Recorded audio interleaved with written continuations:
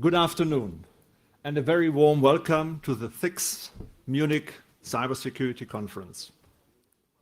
I greatly appreciate you're here today. The weather is so nice outside that you could have done something different. I was hoping for bad weather, but typically during this conference we have very nice weather. It has a downside because after 2 hours we run out of oxygen. But at the same time, I must say, we always choose this location here, the Bayerische Hof, because tomorrow our big brother, the security conference, starts here. And we always feel we should stay close to that. And we should make it a routine to have the cybersecurity conference before, because it's very important and it takes more and more space also in the main conference, for good reason. But let me not just welcome all of you, but let me also welcome a very special guest here, Mr. Schinas, the Vice President of the EU Commission, in charge of security. And I'm not sure whether you looked up the homepage of the Commission very recently. What you will find is a very well and nicely described vision of each commissioner. And all the duties and responsibilities are described very well. And when you read Mr. Schinas' vision and idea is promoting our European way of life. That includes a security union. And probably we're going to hear something after I speak from you. So it's a great honor to have you here. Thank you very much for coming.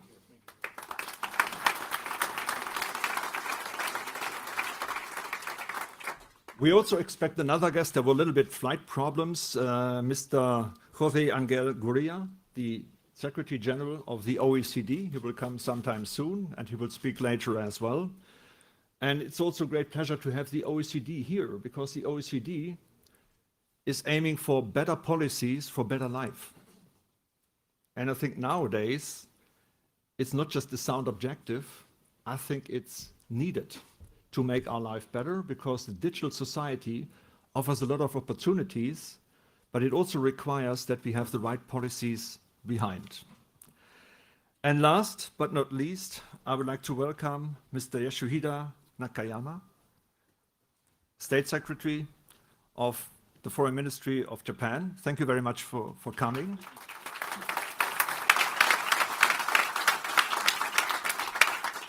Konnichiwa, yokoso.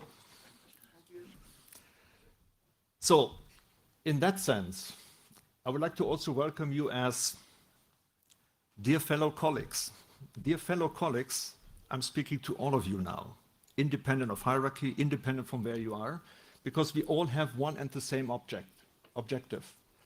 That is to make this world a little bit a better place, in particular with all the changes we're actually foreseeing, often driven through technology and often driven through political change.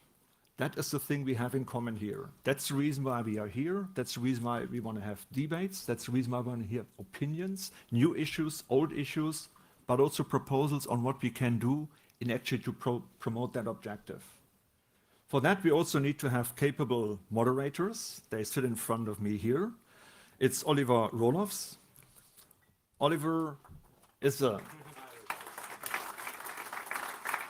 person with long experience in politics, in business, in communication. You were involved in the main conference for over 15 years, so you know what's going on.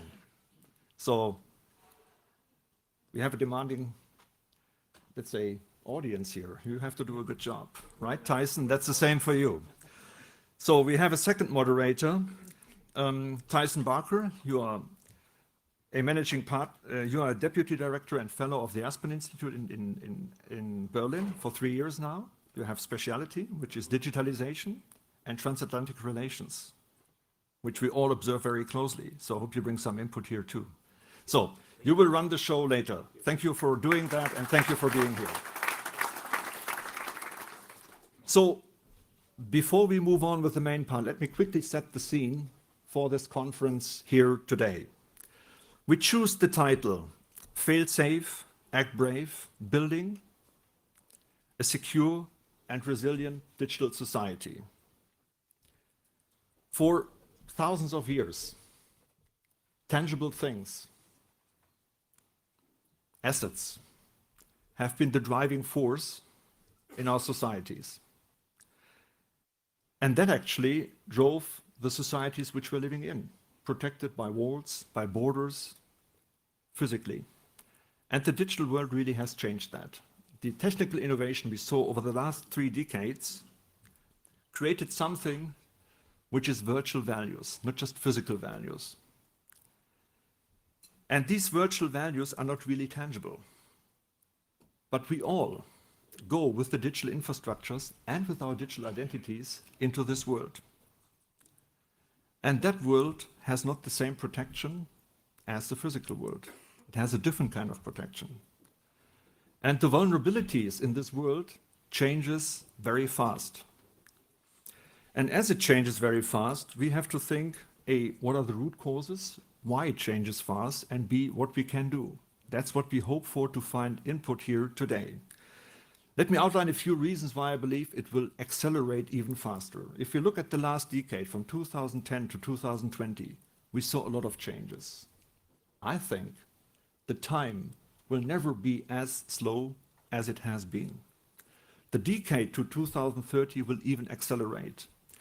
Just look at the global spend for innovation. It is over 2,000 billion, 2 trillion, spent in innovation and R&D. $580 billion come from the United States. In the meantime, 520 from China, followed by Japan, 180. Germany is the only country from the EU under the top 5 with round about 120. So, having United States with 580, having China with 520, Europe altogether, 400.